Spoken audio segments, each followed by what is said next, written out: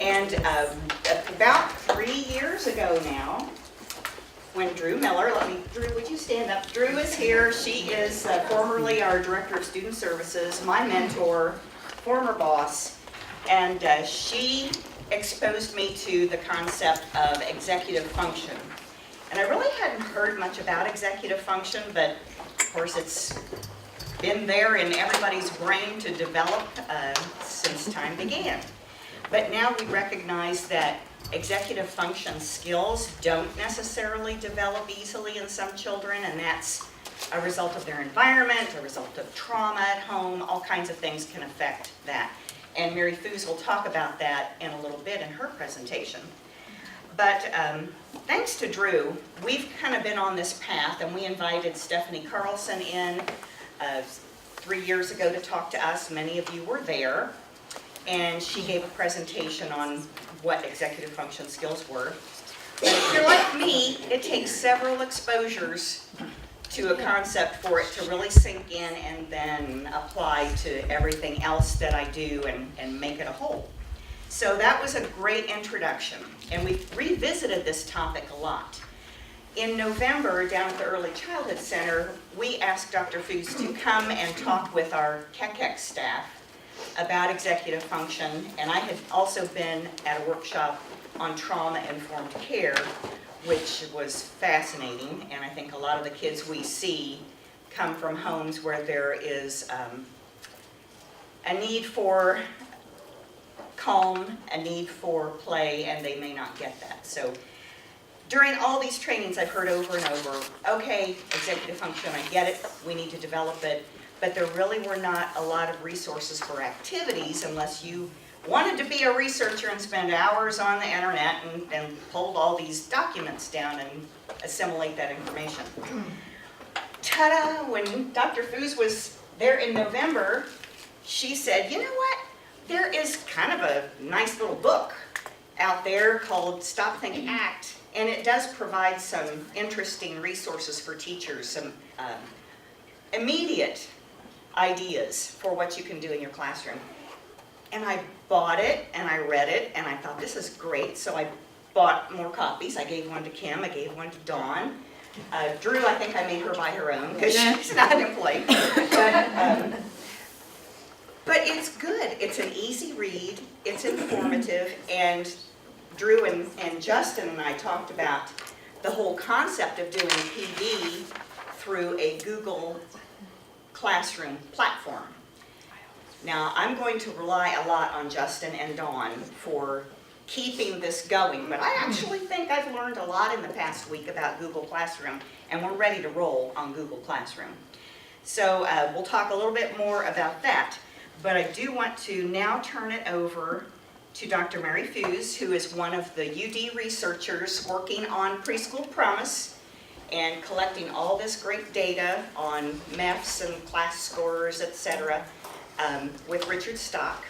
And she is going to share with us some information on executive function to refresh you, and then some of our own data here from Kettering schools on the MEFs we've collected so far.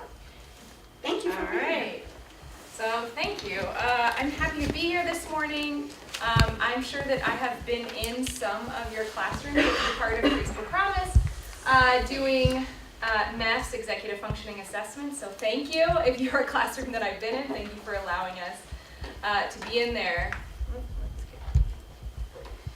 So today I thought that I would give a little bit of information going through how we define executive functioning, what are some of the ways that we try and measure this in young children. But for some of you, the concept may be a review. This may be something that you've heard in different places. So I'm going to then spend more of the time talking about the research that we know about what things that are going on in an early childhood classroom have been linked to gains in executive functioning skills. So what are some of the activities, some of the classroom quality aspects that have been linked, and then give you some time to think about ways that the activities that you already do in the classroom might be promoting executive functioning skills as a way to get us sort of thinking about this book and how it could be applied.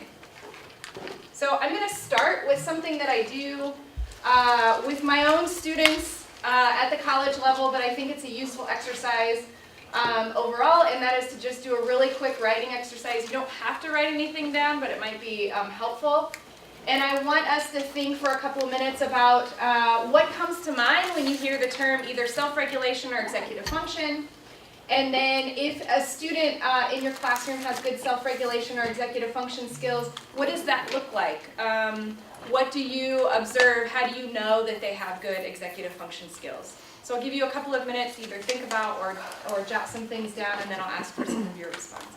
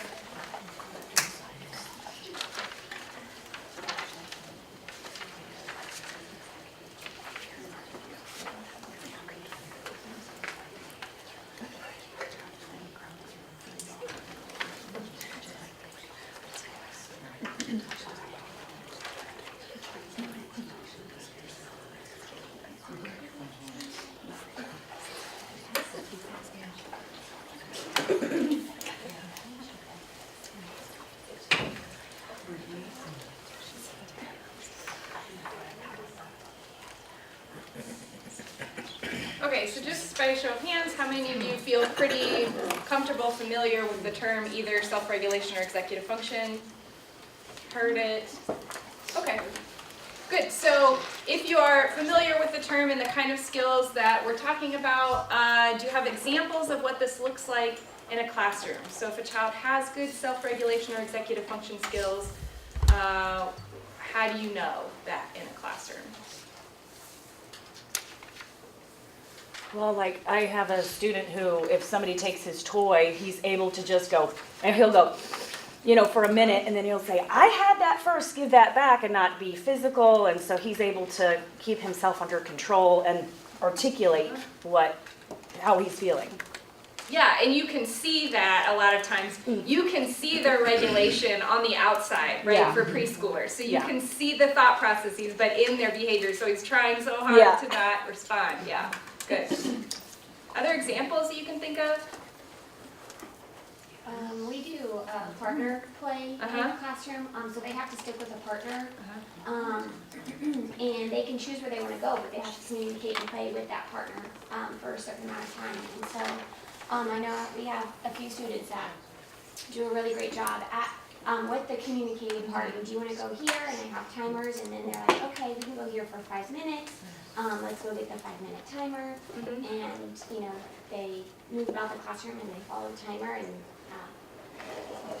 communicate that way. Yeah, so communicating their plan and then carrying out the plan, right, and remembering what their original plan was along the way. Yeah. Any other examples you can think of in your classrooms? They know when they need a break, when they need to step out of a stressful situation and calm themselves. Yeah, that's especially perceptive in early childhood. So knowing when they need a break or need to remove themselves from a situation. Yeah, so all of these things are part of self-regulation or executive function. We're going to come back to this question at the end. But just to orient you to what we mean from the research world when we're talking about self-regulation. So we think of self-regulation as the big, broad term that executive function falls under as one component of self-regulation. So self-regulation being the effortful and intentional managing of emotions, thoughts, and behaviors. And then executive function is one component of that that we think of as including both cognitive and behavioral regulation, but then emotion regulation, so that example where rather than getting immediately frustrated and acting out physically, they were able to calm themselves. That's also then included as part of self-regulation as a broader term. And we know that in early childhood, even though these are different terms and we might describe them differently, they're all interconnected. Right? So if a child has difficulty with regulating their emotions, they may also have difficulty with regulating their thoughts and behaviors. So these seem to be really closely linked in early childhood. Why are self-regulation skills important? So I probably don't need to go through all of these with you all because you all know just from being in your classrooms why self-regulation skills can be useful in a classroom environment. But from the research literature, these are some of the things that researchers have found are linked to self-regulation skills, and then that all of these things then linked ultimately to better academic achievement in a schooling environment. So remembering and following multi-step instructions. So the paired activities, you might have to remember multiple instructions to carry that out successfully. Avoiding distractions, so being able to focus or maintain attention when there's some kind of distraction in the room. Controlling impulses, so the example about staying calm in a stressful situation. Adjusting or being adaptable when classroom rules change. Persisting, managing something more long-term, so keeping that in our minds. Working well with others, monitoring emotions and responding properly. All of these have been linked to self-regulation skills, and then all of these skills have been linked to better academic achievement. So this is one of the reasons why executive function and self-regulation skills have become such a term that's used sort of so widely in the education field, because these things have been linked to setting up children better for success in schooling. All right, so I'm going to start by talking a little bit about emotion regulation, and then I'll move into the cognitive regulation or executive function. Emotion regulation is regulating the experience of emotion, so regulating that expression of emotion to deal with a particular situation so that it's a socially appropriate response. We know that children make the biggest gains in emotion regulation from the ages of 3 to 5. So right in the prime of where you all are working with children, this is when they're showing the most growth in emotion regulation. And we know that emotion regulation development may be more challenging for some children than others. So if you haven't heard of this term, temperament, it's just our way of describing very young children's sort of emerging personalities. So temperament is things like what's their activity level, how shy are they in new situations, are they more likely to react really strongly and negatively to something that they don't like. And so depending on a child's temperament and what their natural tendency is in terms of reacting to a situation, it may make emotion regulation skills easier for them or more difficult for them in a school setting. So I'm going to give you 2 examples of tasks that have been used to study emotion regulation from a researcher perspective.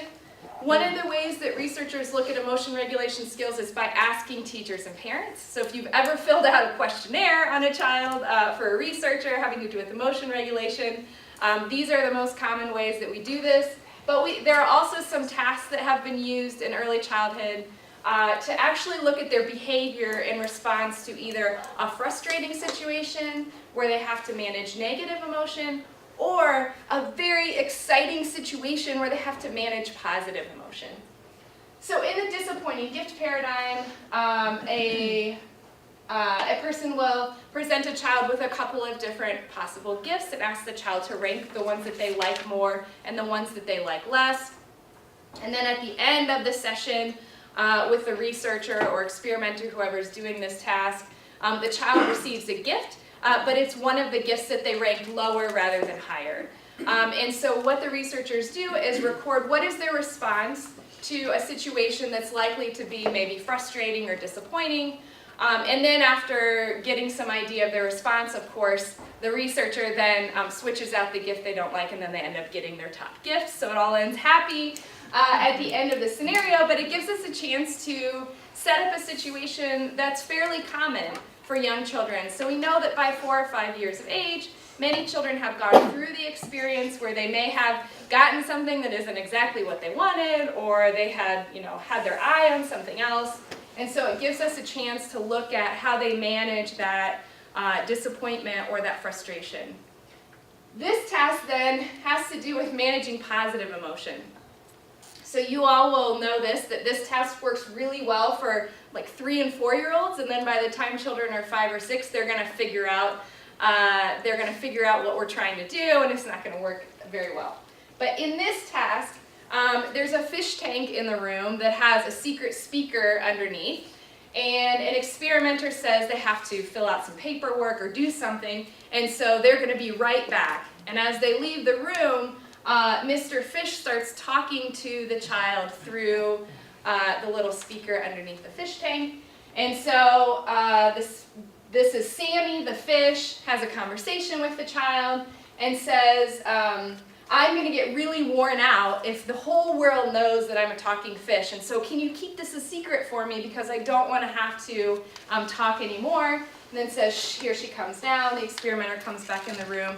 And so it's looking at the child's body language, what they might say in response. So is this something where they can are they like busting out of their seat, can't hold it in, this really exciting news?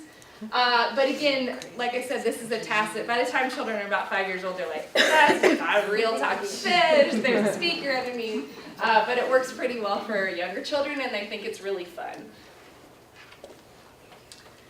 So one of the ways that has been promoted as a way to help children with emotion regulation is the idea of taking a step back, taking a time out, and doing a little bit of reflection in a way that a 4-year-old can sort of take a step back and do reflection to help them manage usually negative emotions. And researchers have found that there's some particular ways that are more helpful for children, and this has been called the Batman effect, which if you heard Stephanie Carlson when she came to speak a couple years ago, this is her in the video, so she also presented this video.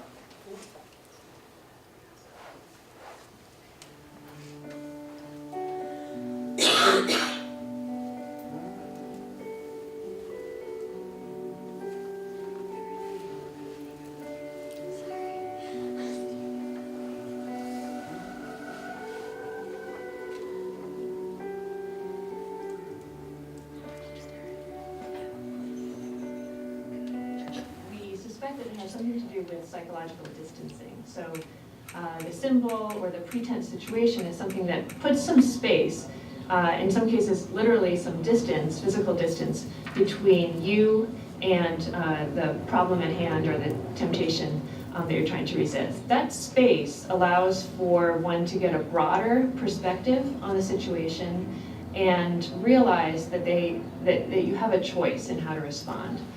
Versus tunnel vision, a knee-jerk reaction of just going for the first thing that comes to mind.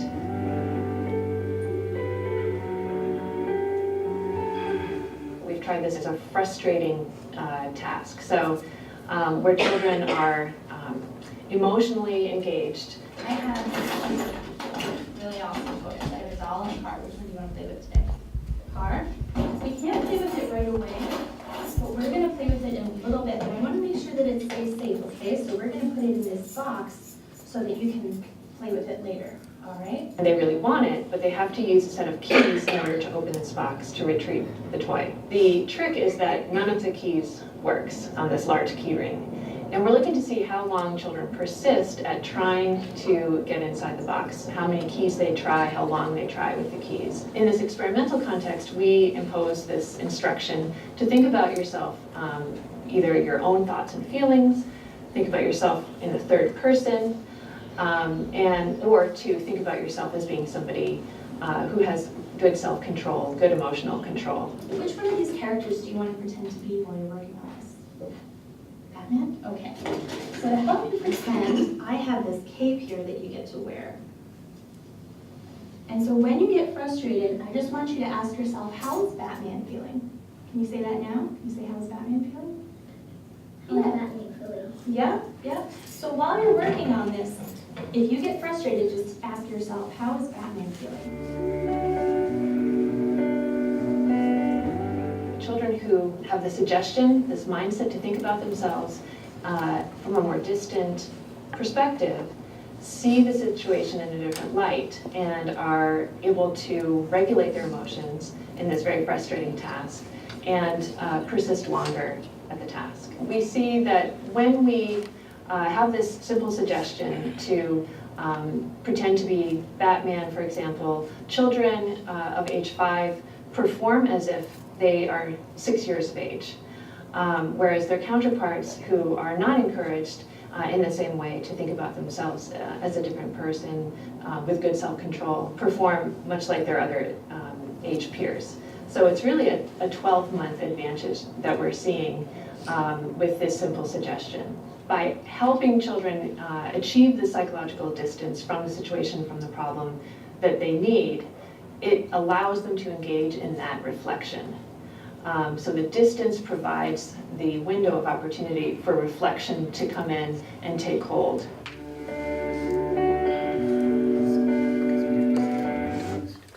Okay, so that's an example of an experimental study, right? So it's a very controlled setting, you're giving specific instructions.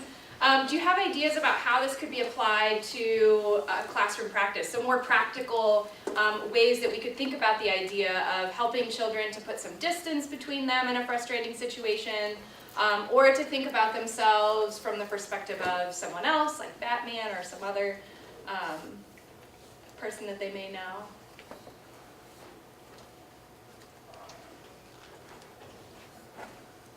I think you hear it most commonly when we start to talk about, you're going to go to kindergarten next year. How's a kindergartner going to act? Oh, yeah. And we're getting ready to, to make that big step, so you need to practice now. I think you hear it not just in preschool, but in a lot of grades. Yeah, so thinking about this is where you're going to be and this is the kind of environment it will be like. Can you think about yourself as a kindergartner? And what would a kindergartner do, right? If they have assuming they have an idea of what kindergarten might be like or what a kindergartner, how a kindergartner might respond, yeah. Other ways you can think about, yeah. I also think if their peer that they play with might be a little higher and maybe can write their name. I think it does motivate them a little bit more, like to look at them and they try, and maybe we have a little girl that learned to write her name, but she's definitely motivated by her peer next to her that can write her name. So it's competition, but I think it's good to see, kind of say, can you ask your friend to help? Then they can build blocks or build a car or something like that, because there's always a higher and lower, usually paired together, so it's good. Yeah. Do you see things like this play out in pretend play or dramatic play? Are there any examples where you can link to this kind of idea in a play setting?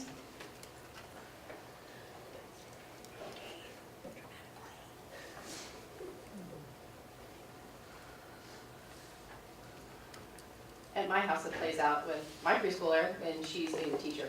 Oh, yeah. Yeah. Because I'm She probably purposefully has frustrating for her, and I can see the teacher responses that come out. Yeah, that's such a good example. So she has probably much better regulation when she's in the role of the teacher, as maybe her and her regular self might have more difficulty. Yeah, and we see that a lot where when children are put in situations where they're acting out the role of someone else who might have particular characteristics that they struggle with, they seem to have a better ability to do that when they're playing this role. Because it puts some distance between them and the situation. It's not them acting in the situation, it's them as someone else, and it seems to help put that distance between. So we see a lot of this play out in pretend play situations.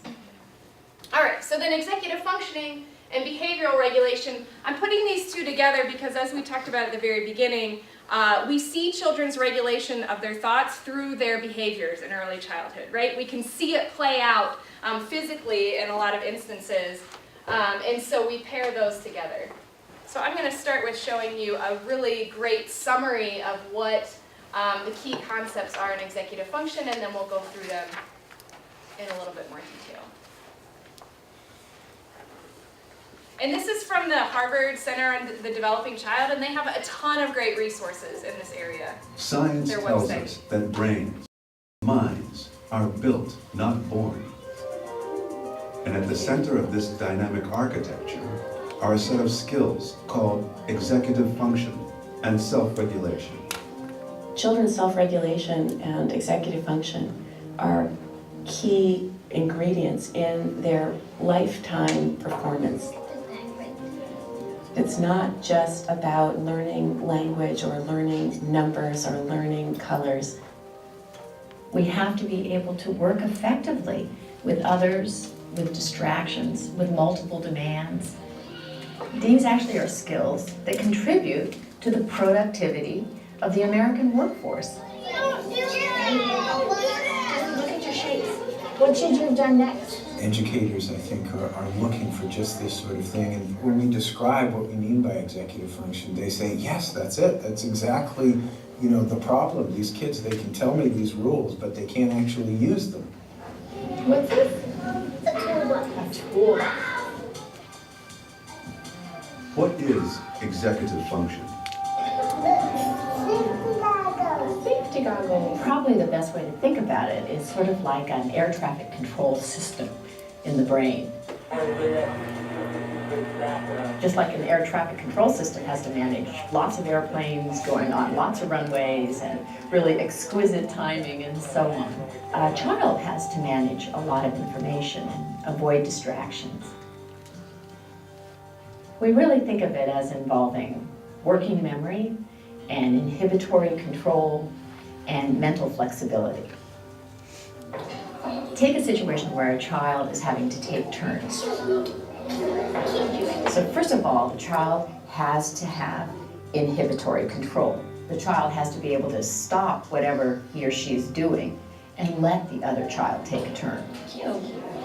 But when it's your turn again, you also have to remember what it is you're supposed to be doing. So that pulls on working memory. If the children who are taking the turns after you do something unpredictable, you have to be able to adjust what you're going to do next.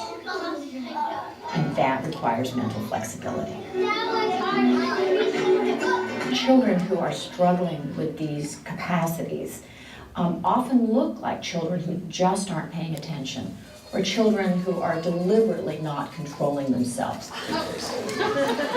If you don't have self-regulation, you act out and the teacher puts you in timeout, and so then you miss part of the learning that's going on, and then you are more upset because you're behind, and so you act out, and so you get this downward spiral. How does executive function develop? 7 and plus 4.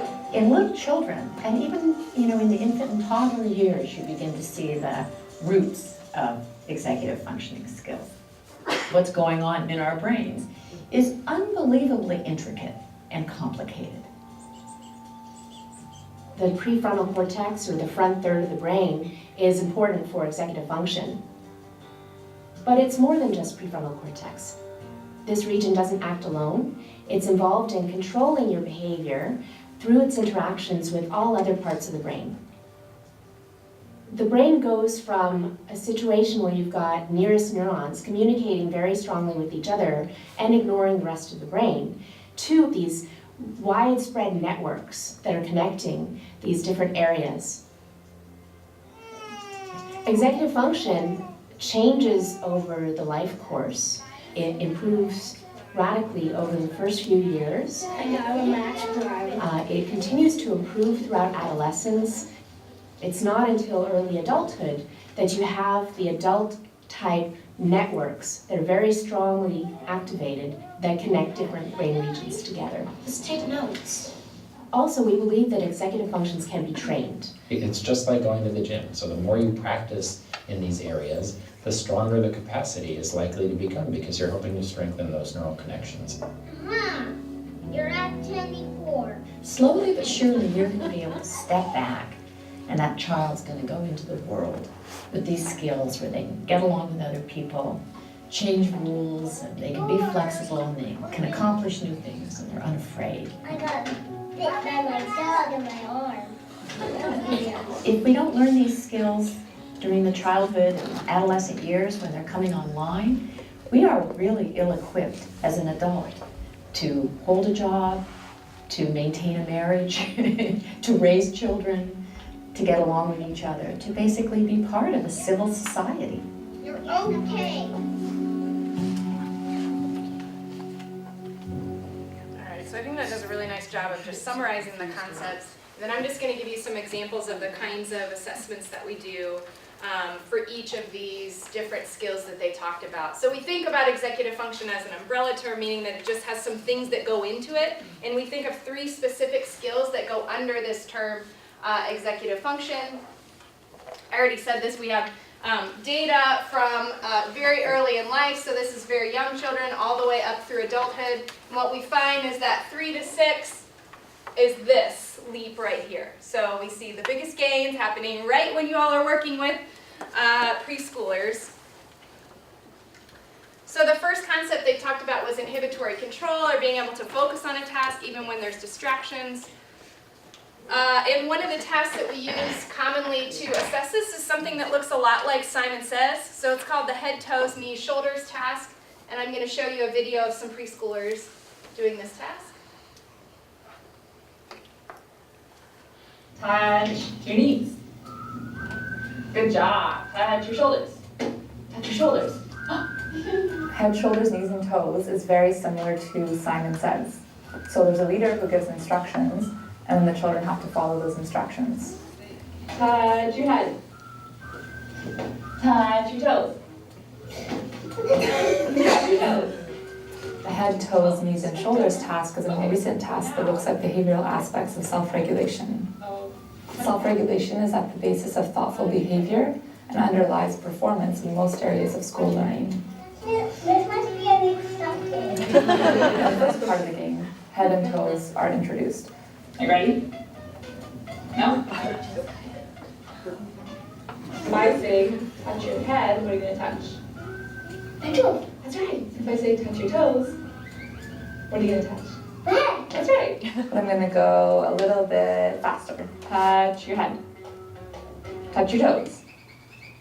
In the second part of the game, the children are introduced to having to touch their knees and their shoulders. Touch your knees. Touch your knees. Touch your shoulders. Touch your knees. The third part of the game means incorporating parts 1 and 2. So the children have to hold in mind different behaviors in terms of touching their knees, touching their shoulders, touching their toes, touching their head, and doing the opposite of what they're told. Touch your shoulders. Touch your toes.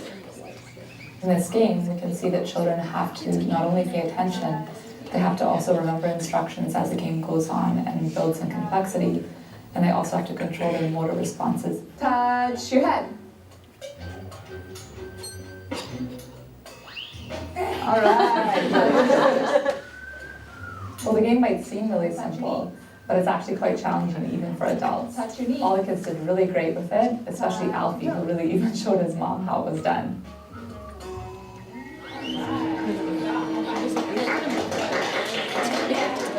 So that's probably my favorite assessment ever to give, because not only do children really like to do the assessment, it's really fun to watch that process at work, so you can see that they're they know what they're supposed to do, but it's so hard. There's also a task called the bear dragon task, so you're supposed to follow the directions of the bear, and then you hear a little story about how the dragon tells you to do things that you shouldn't listen to, and so you're supposed to ignore the instructions of the dragon but pay attention to the instructions of the bear. So for working memory, this is holding information in mind while you're doing a task. there is a very famous measure of working memory that we use for adults, and I'm going to give you all just a little chance to practice your working memory, and then I'll show you how we do this in young children. So this is a good task for, 8:45 in the morning. So this is called the backward digit span, and as we do it, I think you're going to see pretty clearly why we don't do this with young children. So I'm going to show you a list of numbers and then say them, and then they're going to go off the screen, and I want you all to just repeat them to me backwards in reverse order. Backwards? Ready? Backwards. 4, 9, 2, 1, 5. 2. Awesome. Yeah, sound good. 7, 9, 3, 5, 1, 3. 3, 1, 5, 7. Yeah, great. Okay. Last one. 2, 9, 5, 6, 3, 1, 2. 2, 1, 3, 6, 5, Yeah, so it gets a little bit more challenging the more things that I'm asking you to remember at one time. So if you've ever heard the phrase that we can only remember 7 things at a time plus or minus 2, if you've ever heard that, that comes from this. So that was 7 digits. It gets pretty difficult at 7, and then I will not make you do 8 and 9 because then it gets even more challenging. But on average, adults can remember about 7 pieces of information at a time. Of course, this task generally too challenging for young children. They don't have familiarity with numbers yet, so that makes it even more challenging. So instead, we just do a block tapping sequence. So we show them these blocks, and we tap 2, start with 2 blocks, then 3, and then they either tap the sequence back to us or do it in reverse order. And even the reverse order on this one is pretty difficult for young children to do. So then the last one, attention shifting, or being able to switch from one task to another without difficulty. So the MEPS, which is the assessment that I think everyone has had an introduction to. Is that right? For the MEPS? I think so. Already, do you know if we're giving the MEFs, or UD students have been giving the MEFs to your students? It's the iPad game, if you've seen it happening. Okay.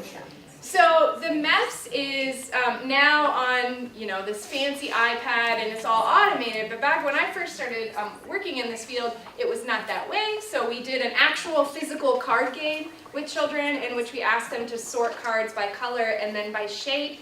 And then if they could do that, then we had a mixed game where if they saw a certain cue, they sorted by color, and then if they saw a different cue, they sorted by shape. So that's all been automated now, and also I can't, it's also a paid thing now, and so I can't even get a version of it to show you it here, but I can show you an example of a 3-year-old performing the precursor to the MEPS, which was called the dimensional change card sort. It's the exact it's just in a paper version or actual cards rather than an iPad, so you can see what that looks like. Max, remember we would play a game called the color game, okay?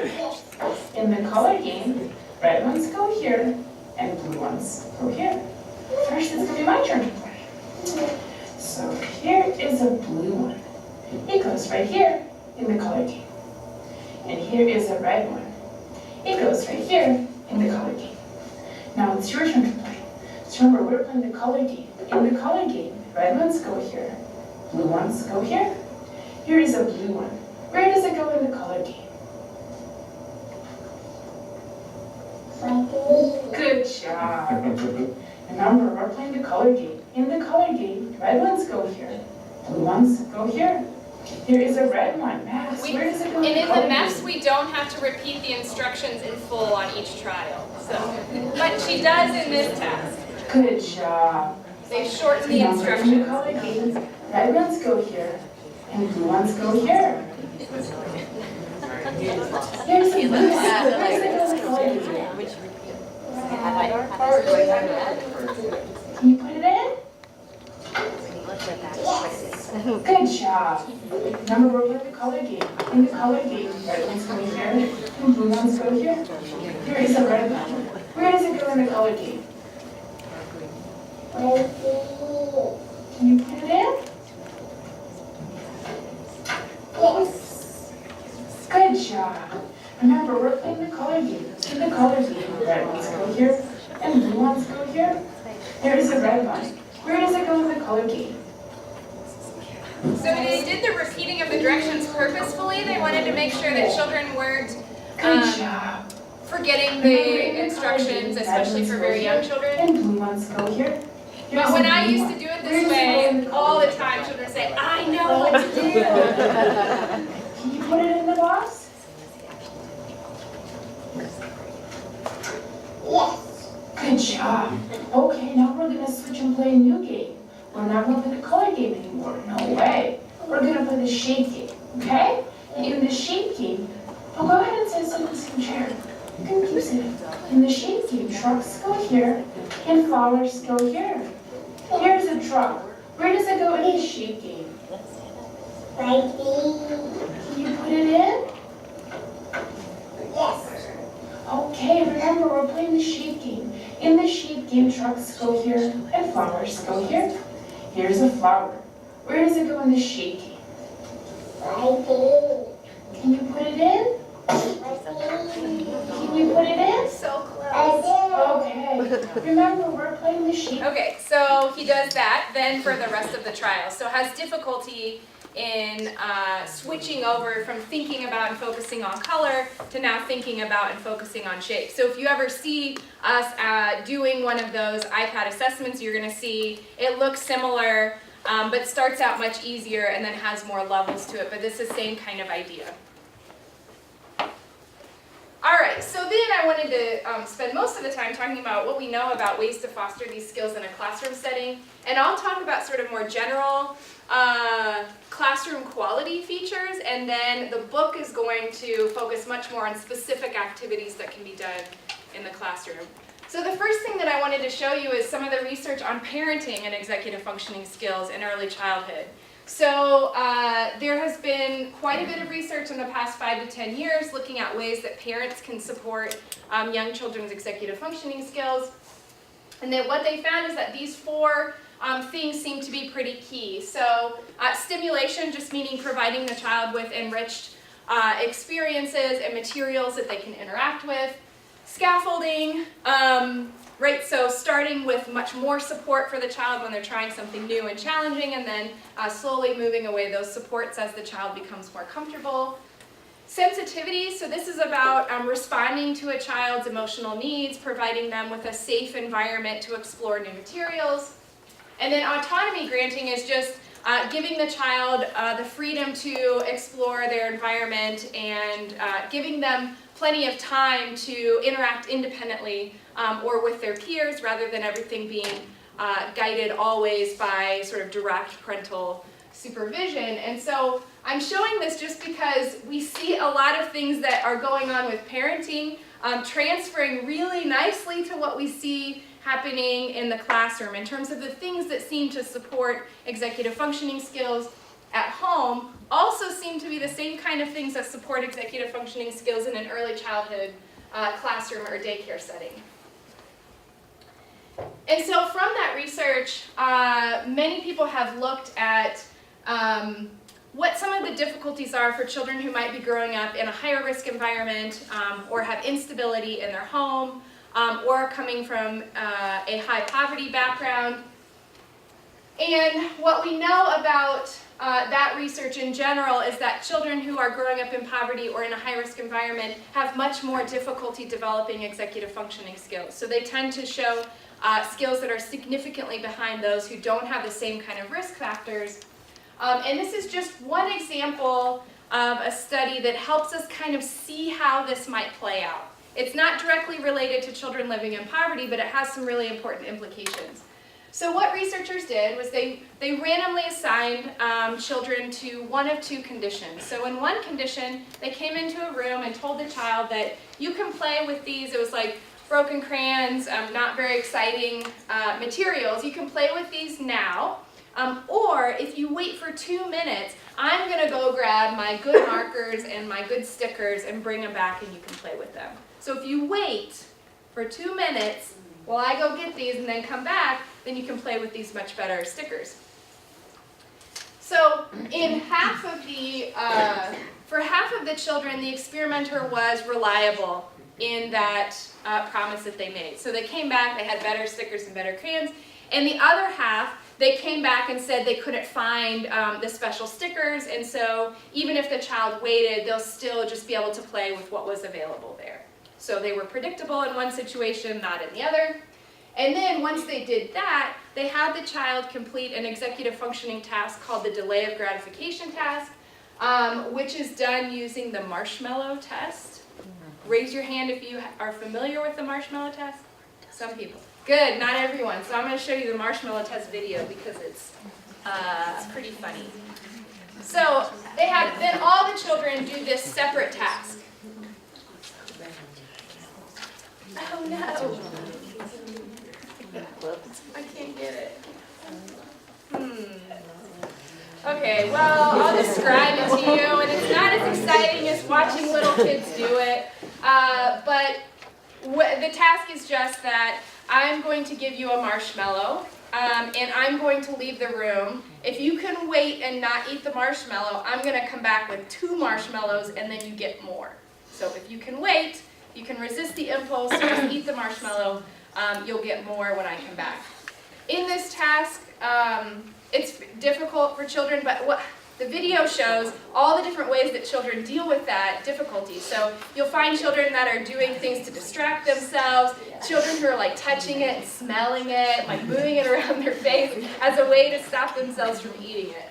So anyways, what they found is that children who completed the unreliable art task were much less likely to wait for the marshmallow, right, to wait over a delay, than children who completed the reliable art task. So coming into the study, there was nothing different about this group of children.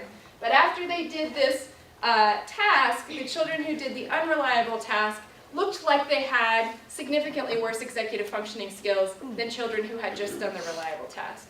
So my question to you all is, what are the implications? What does this mean, or what might this tell us about children who might be growing up in poverty or in another sort of high risk or low stability situation? And I think I might actually have you talk about it with each other first. Come up with some ideas about what this means. I'm going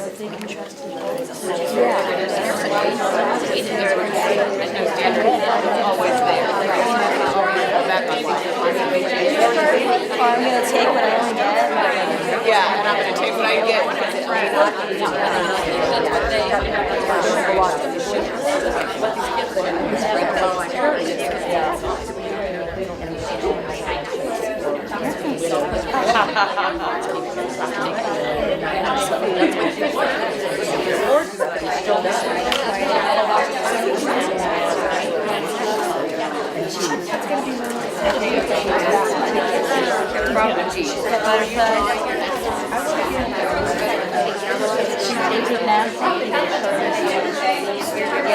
Was it actually?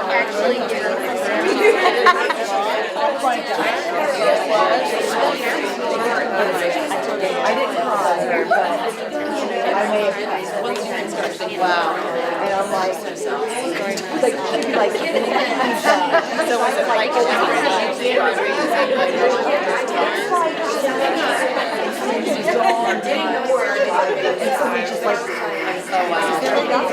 So what do these results tell us about, what do they tell us about executive functioning for children who might be in a less stable environment? Huh? That they're hungry. That they're hungry. They just want, like, maybe because if they're in poverty or something, maybe just that they're hungry and they want some food and they just can't wait if they're not promised. They're not sure if the promise is going to come through or not. Yeah, so it's that second part, that not sure if... Because they're promised things and sometimes it's never delivered. Right, and so, the unknown. right, so there are more things that are out of the control of both the child and the parent where they think something's going to happen and it may not happen.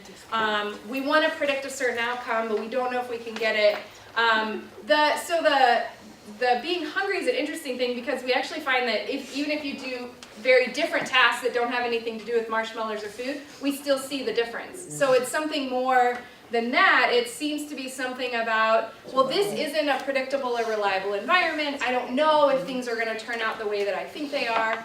And so why would I wait for something later when I have something right here in front of me? And so what we find is that on many different tasks, children who are in a less stable environment are going to exhibit executive functioning skills that are going to look, on average, less well-developed than children who are not experiencing those sources of adversity.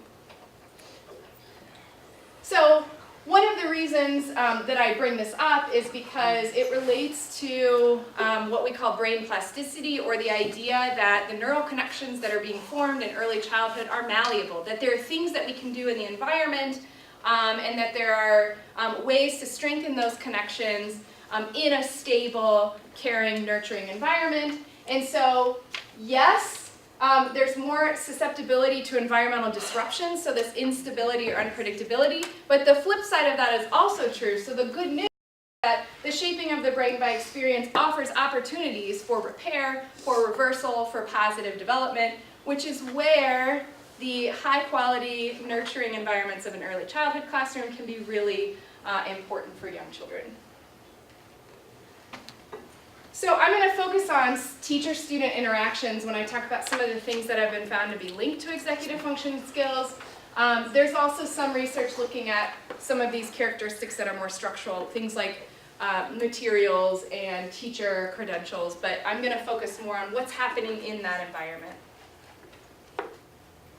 So here are some of the things that we found to be linked to children making more gains in executive function skills in early childhood. Some of this is research that's been done elsewhere, but some of this is informed by our first year of Preschool Promise here in Dayton. So it's data from this community and showing what seems to make a difference. So the first thing is part of something that we often measure called emotional climate. So this is teacher affect, and teacher what we call behavior approving. So how often does the teacher point out to a child, this is something that I like what you're doing and I want you to keep doing it, versus behavior disapproving, singling out a child and saying, this is something I don't like and I want you to change what you're doing.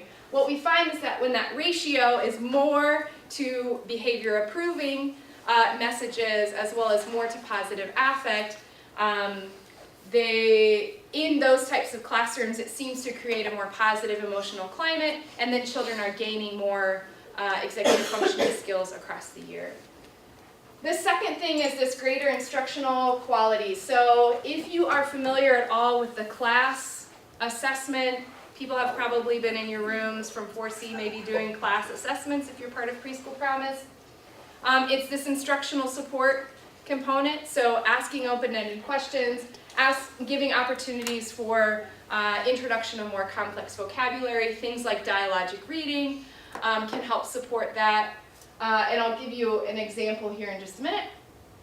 And then the third thing that's been linked is encouraging student-led activities. So in a recent study, researchers found that when children were engaged in activities in things like free choice or center time or whatever you might call it, that was more linked to the gains that children made, not how much time the teacher spent in whole group instructing in math and literacy. So it was about the child's engagement activity independent of what the teacher might have been doing.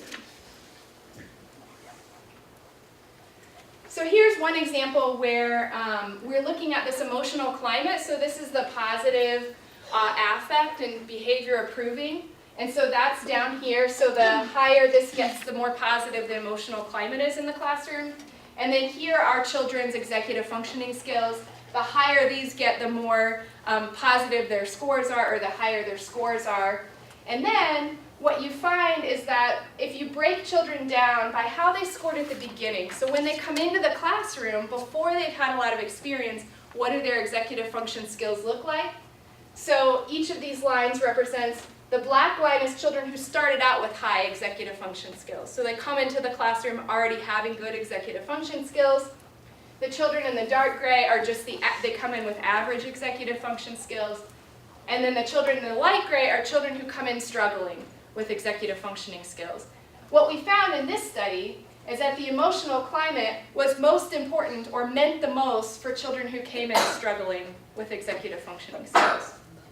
So it's children who came in with the most difficulties who benefited the most from a high quality environment in terms of the emotional climate.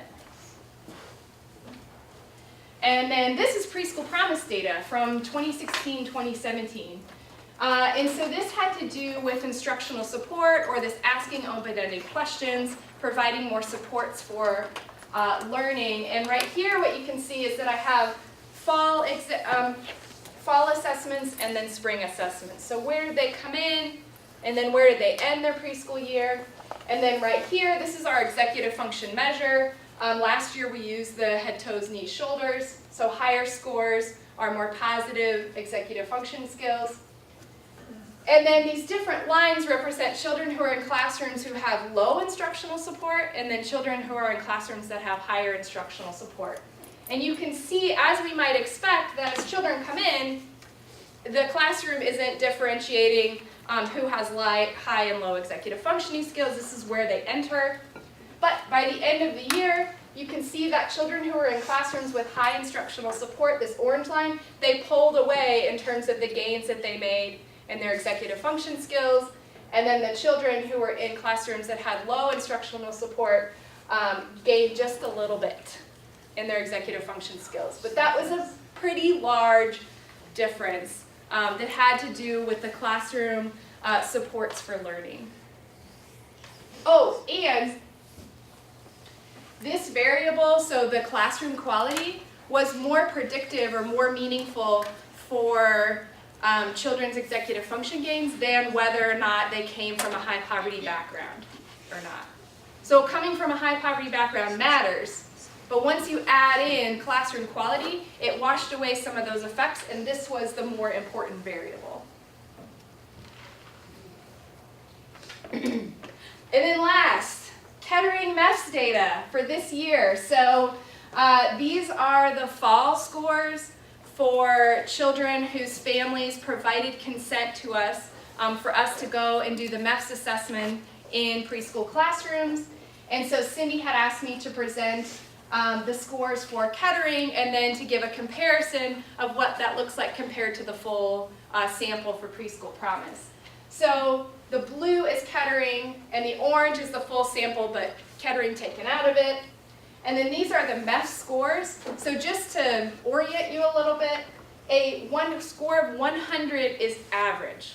So across the United States, they've done a lot of these assessments, and children who are scoring 100, it's about average. So what you see is that for the fall, so this is as children are coming into preschool, they're scoring right around average, a little bit lower, but pretty close, a 98 compared to the 100 average, and then overall, the sample as a whole is scoring lower than that. So a 94 compared to the 100 average. So now we're in the process of doing spring data, and then we're going to look at a lot of these variables again and try to figure out what matters most. That way we can help inform Preschool Promise and just preschool in general in Dayton about where the money can be invested to help improve children's skills in this area. And with that, the last thing that I just wanted to do is to revisit the writing exercise now that we've gone through some of this information. So if you would take just a minute or two and think again about this question about now having listened to this and sort of focused on this for almost an hour, what does good executive function skills look like in the classroom? And then the second component, which is new, is what are you already doing in your classroom that helps children develop these skills? So what did you hear that was going on that you're already doing? Because I know that there are a lot of things, I see them in classrooms every day. What are the things that are already helping children develop those skills? If you would take a couple of minutes and then I'll get some responses.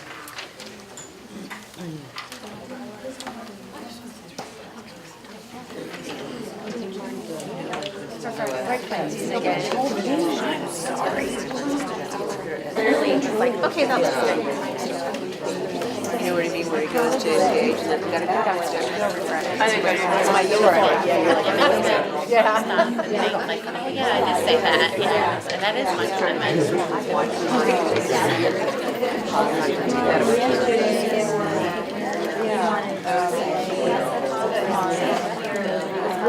Right. So I think some of it's just, and I think some of it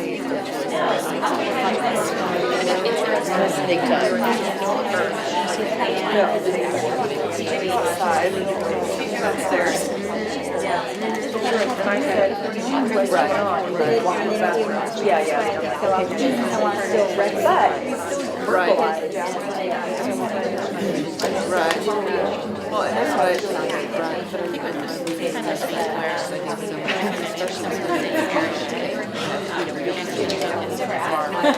when he says, then we stop. Most times it's finished.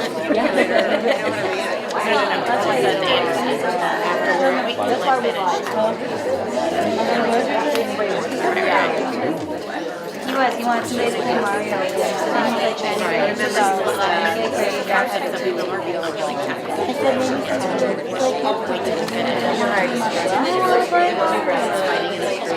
That's what it looks like.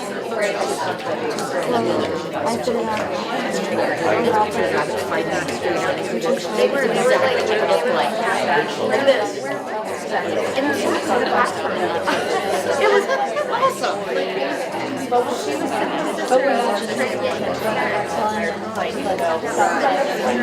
we both turn around and it's like I keep seeing movement.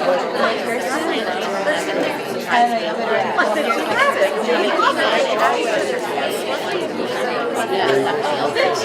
I know, don't you have breaks? She does. And I live.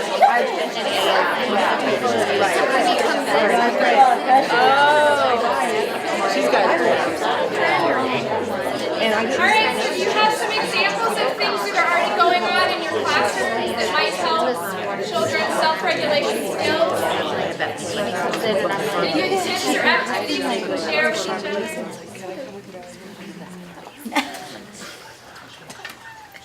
Yeah.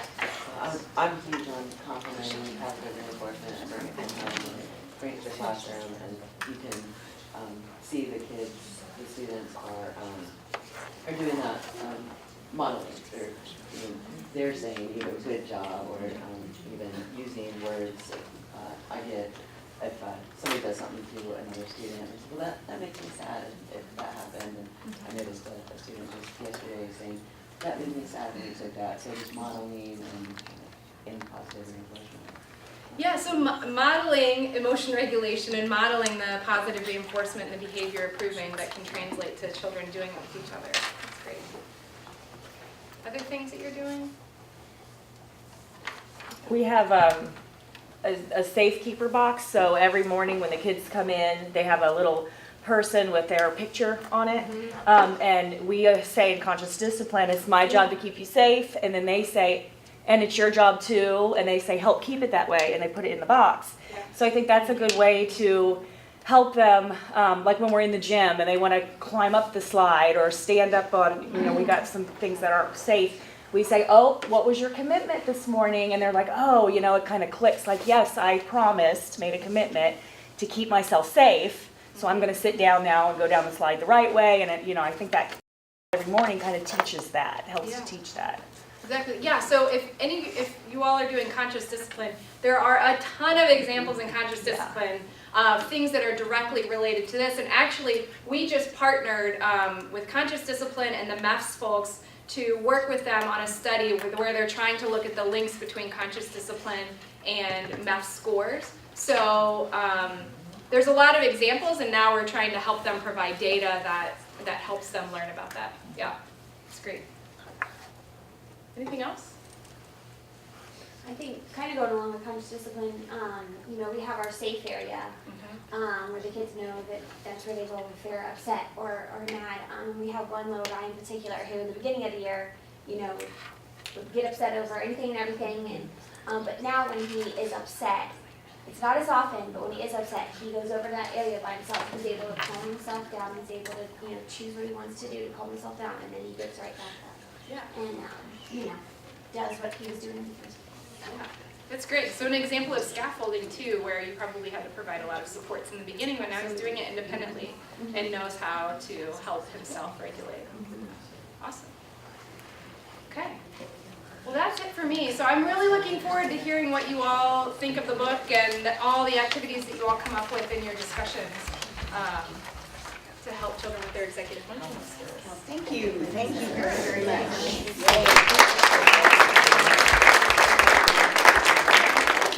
Let's take about a 10-minute break.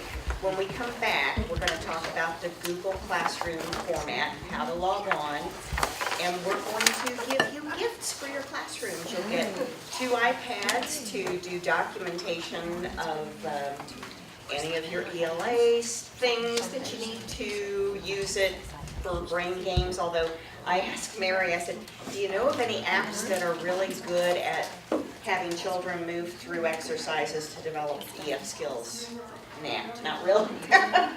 Maybe a singular thing might happen with repeated use, but iPads are wonderful. You can use them any way you want in your classrooms.